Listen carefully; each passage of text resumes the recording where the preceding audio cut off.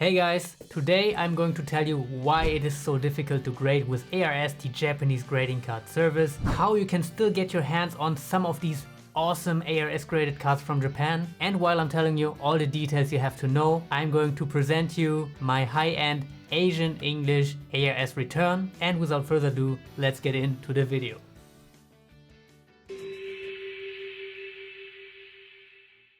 This time around guys, it's a little different than from the regular returns we usually have on the channel because I already know the grades, and yeah, this takes away a little bit from the excitement for me, but it shouldn't take any excitement away from you guys.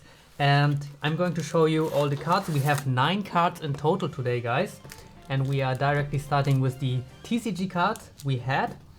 And yeah, it's a beautiful 10,000 dragon. And while I'm showing you guys all these cards, I will talk a little bit about ARS for all the people who are new to the ARS topic itself. And first of all guys, look at this beautiful 10,000 dragon. But what I actually wanted to say is, first of all, ARS is the Japanese grading card service. And they started offering their service like 1.5 years ago, so they're quite recent. I think they opened in 2022. Beautiful Dark Magician Ultimate Rare right here guys. And what is really important to know guys, I get so many questions about ARS. There's a lot of fans about this grading card service. For obvious reasons, it looks just incredible. We have a blue eyes right here as well. The second blue eyes, we had one last week as well. But the most important thing is, you cannot grade if you are a foreigner. You have to live in Japan to grade with ARS because they are only accepting domestic shipments, and they also just ship domestically, so within Japan. You can't send from a foreign country to them. They're not offering that service. Okay, why are they doing this? Because they're new. Because they're new and they just don't have the manpower, and probably just they don't have the capacity, right? They would love to do it because it's their business. They would make more money if they grade more cards, but they can't. Okay, so that's the first thing I wanted to tell you, and now it's out of the way. You can't grade with ARS, what makes the service very exclusive to Japan, and you really need a middleman to get all these cards, okay? And yeah, we already entered the Asian English territory guys. These are all Asian English Ultimate Rares. All the Ultimate Rares with English naming are Asian English. If you don't know what Asian English is guys, it is a very special release only for Asia, like the name suggests. And if you have like any Asian English Ultimate Rare, the easiest way to tell is, you can see, let's zoom in a little bit here, the set number is FET, which stands for Flaming Eternity, and then we have AE, right, for Asian English.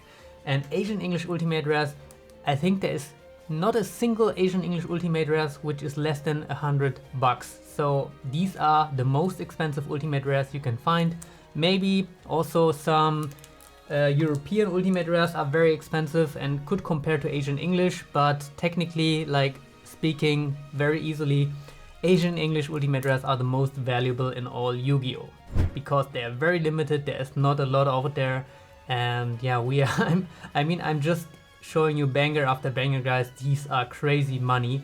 All of them are Asian English, and most of the Asian English are first edition. So for example, for the Ultimate Rares there is no unlimited, okay? I covered Asian English Ultimate Rares in recent videos already. If you want me to do that again, just let me know in the comments guys. I can talk like probably a couple of hours about Asian English cards. Damn, look at this Phoenix Enforcer. Damn, really clean. Okay, but I wanted to talk a little bit more about ARS. What is so special about them? So it is very difficult to grade with them because if you're a foreigner, you can't grade with them, okay? So you need a Japanese middleman to grade with them. And the other thing is, even if you have a Japanese middleman, since ARS is so small and new, you can only grade about 30 to 40 cards a year per person with them. Why is that the case? It is the case because they are like announcing on Twitter like, hey guys, we're going to open for submissions. So they are not even open like all the time like other grading card services are. They open up for service. You have to be on their website, you have to fill in the form, you have about 2 hours to 3 hours time, and if you miss that, you're not able to grade for another 3 to 4 months. So there you go, guys. This is why it is so difficult to grade with ARS, and I would really like to offer a middleman service for this Japanese grading card service, but I simply cannot do that because it is super limited and I don't live in Japan anymore. I lived there last year, but I don't live there anymore, so I can't really grade with them, which is really unfortunate. But I get so many questions when I do these returns on Instagram and so on. But unfortunately, guys, I really cannot sub in any cards for you guys. It is very limited, and if I have some spots, it is usually for just a very minor partition of my community, people who are close to me and people who are with me for a very long time, and even from them I'm charging substantial money to do these ARS gradings. So if you want an ARS graded card, what is the best way to acquire these? The best way is probably to go to Japan and to just buy them from the local market, from the card shops I'm showing you in my vlogs. Just go to Japan, go to any card shops, and you will most certainly find ARS slabs these days. They were quite rare like a year ago when I was in Japan. It was very exclusive to find any of these, but nowadays you are able to find these. Okay, so go to Japan. And the other way is to, basically ask me, hey Nico, do you know anyone selling this card, this card, this card? And I can just try to find that card for you and basically sell it. So I'm not grading, but I'm buying from Japan and I'm able to trade with you that card. Okay, so this is another possibility.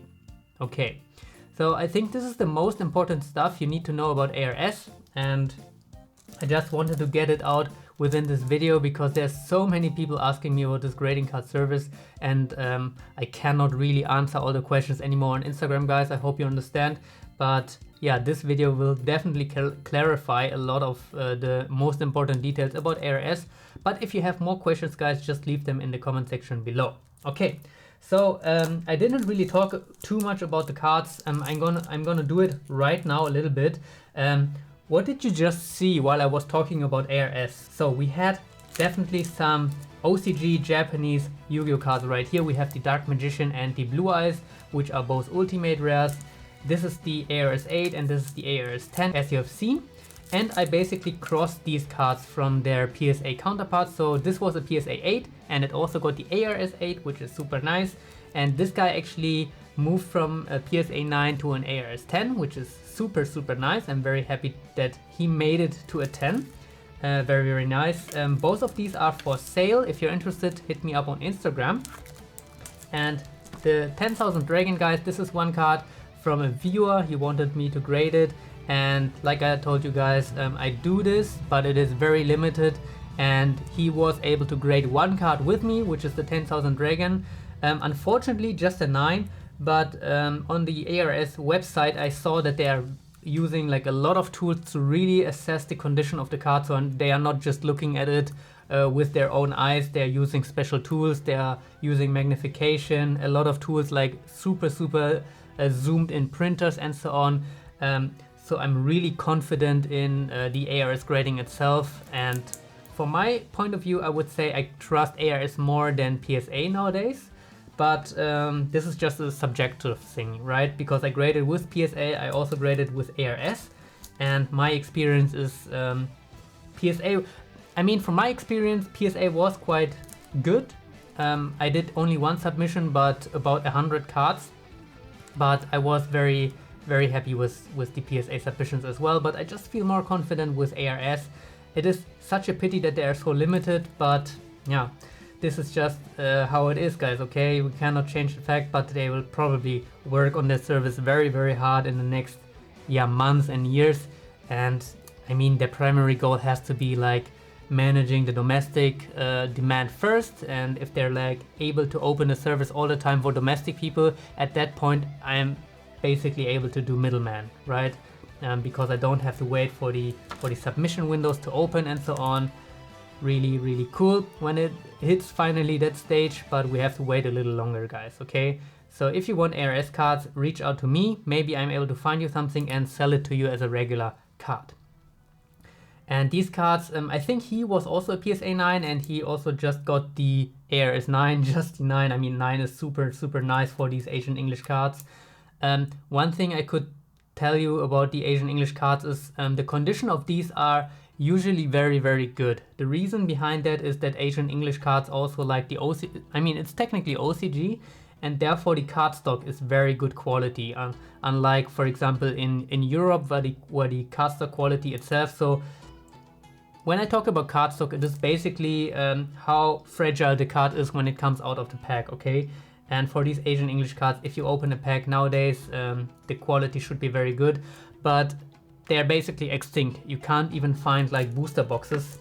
In the year when I was in Japan, which was 2023, I was only able to see one Asian English box, which was Shadow of Infinity. It was like 7-8K for that one box, and that was the only box I ever saw on a card hunt. Okay, so they're very rare, literally extinct. There's a handful of people I know who own like some boxes, but they're not selling. So even if you would open these boxes, the cards would come in a good condition, but there is no boxes left, okay, because there was such low quantities printed of these. And yeah, like I told you guys, if you're interested in the whole Asian English topic, let me know. It is a huge video I could make about this, but I'm just scratching the surface right now, showing you the cards one final time here. The Cyber End Dragon ARS 9. This guy also crossed from a PSA 9 to an ARS 9. I'm very happy that he was able to get the ARS 9 as well. And this guy is also for sale. So if you guys are interested in picking up some high-end Asian English cards, I'm available.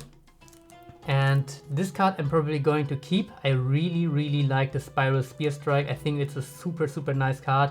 Flaming Eternity looks pretty decent in the TCG as well, if I'm not mistaken, but this is basically the most high-end version you can get, and you're getting this in a 10. It's really, really nice for the collection.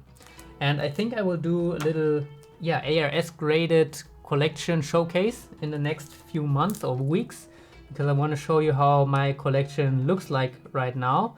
But yeah, really happy that I got so many cool cards. And yeah, I mean, the worst grade was basically the Blue Eyes with the 8, and I couldn't be more happy with this return.